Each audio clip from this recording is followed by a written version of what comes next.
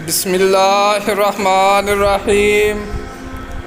प्यारे दोस्तों, ये हदीस मुबारक बुखारी शरीफ की रवायत है जो मैं आपके सामने बयान कर रहा हूँ। एक शख्स ने कहा, या रसूल अल्लाह, कसम अल्लाह की, मैं सुबह की नमाज में फ़लाँ की वजह से देर में जाता हूँ क्योंकि वो नमाज को बहुत लंबा कर देते हैं।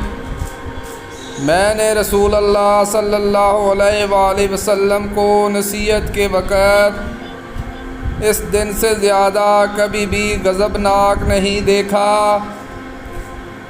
आपने फरमाया कि तुम में से कुछ लोग ये चाहते हैं कि अवाम को इबादत से या दीन से नफ़रत दिला दें। खबरदार, तुम में लोगों को जो शख्स भी नमाज पढ़ाए तो हल्की पढ़ाए, क्योंकि नमाजियों में कमज़ोर, बूढ़े और ज़रूरत वाले सभी किस्म के लोग होते हैं।